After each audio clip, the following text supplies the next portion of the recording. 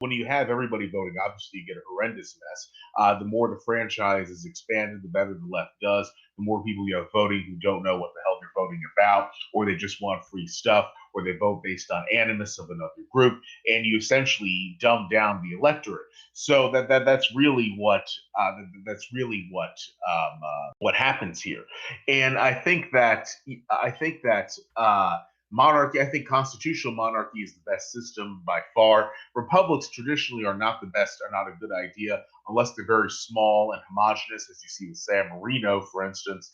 But I think constitutional monarchies are able to hold together large, diverse populations within a framework that is liberal Democrat. It doesn't have well, constitutional monarchy, yes, it does have to be. That is liberal democratic and does have respect for individual rights and liberties, but at the same time, it also acknowledges differences within the populace.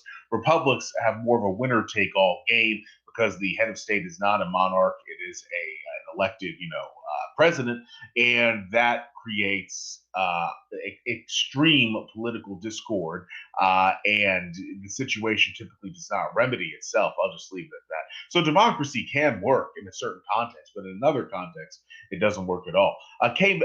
Sorry, I'm getting everything confused here. Luke, anything to say about what Row House brought up?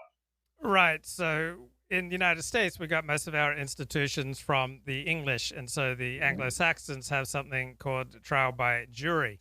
Now, I think this institution, like other institutions, works really well with certain peoples and doesn't work so well with other peoples. So in the United States today, certainly in some jurisdictions, I believe that justice would be better served by taking everything before a judge rather than trial by jury. Because I'll just tell you my example. I served on a jury in Compton. There was a black man who'd been pulled over for drunk driving. He blew on the breathalyzer, had two tests that clearly demonstrated he was way over the limit for drunk driving. But we had two black women on the jury who thought that there were enough black men in prison and they were not going to convict under any circumstances whatsoever. So when you have that kind of group identity, and there have been Jews who've acted like this is not something unique to blacks. But when you have that sort of group identity that overrides seeking justice, then the jury system does not work very well in that environment. Now, I notice a tremendous amount of despair on the right. I mean, so many people are just incredibly black-pilled since the election, and it's not a sentiment that I share. But yeah, I'm constantly hearing from, say, Jim Bowden comes into my chat almost every day and says, democracy is useless, liberal democracy is useless, America's absolutely stuffed, mate. And I always say, well, what's the alternative? Show me a better system that's more effective, and he's never able to do it. So all these people who are crapping on liberal democracy, they're never able to come forward and seriously state a system that's better. Do you really think we'd be better off with a Chinese Communist Party model? Do you really think we'd be better off with the North Korean model? Do you really think we'd be better off with some tribal model out of Africa? Do you really think we'd be better off with a Russian model? There's no serious alternative to liberal democracy. They can never come up with any serious alternative. It's just whining and whinging. And so it's like people, I also, because I'm talking primarily to people on the dissident right, they hate usury.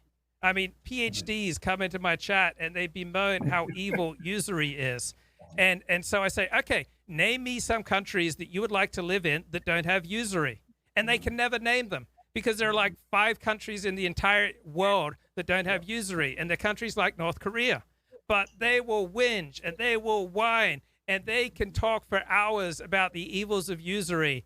And but there's no alternative. So I assume it's just code for I hate Jews, because they can't come up with any other system. Like, people can understand why it's okay to rent your property every month for a rental fee, and they can understand why it's okay to rent a vehicle or rent tools for a fee. So why is it so hard to believe that people with financial resources should be allowed to rent their money for a fee?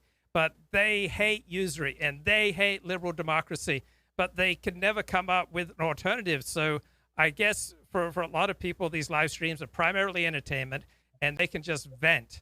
And they hate the current system, and they don't have to be responsible. Nothing's going to change. It's just a way of emoting. to advocate for impossible things is just essentially mental masturbation. It just gets you and other people worked up into a frenzy over nothing, really. When people talk about opposing usury, it's typically because they either dislike Jews or wasps. Because in both England and in Jewish culture, usury is very, very well accepted. It's been done for a very long time, and it's quite the lay of the land. And a lot of people want this. It actually boils over into this vision of the right, which is not Anglo-spirit, but it's kind of in the cultural breakdown of America, wormed its way in somehow to the minds of many people who consider themselves rightists. It's this idea that people should be provided for economically so they can have kids, even if they're sponging off of their neighbors, and that's like the greatest objective. And even if you don't do anything really serious with your life, even if you're a slug on society, it's fine because you somehow are being based by spreading your bloodline.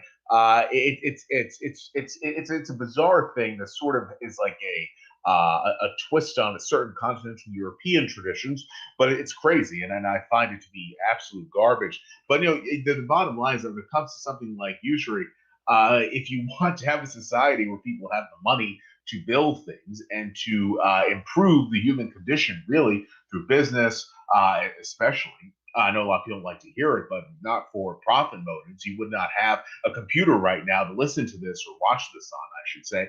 So you need to have usury for that because people aren't going to give people money to do these things free. The money has value, and folks just aren't going to lend it at no value.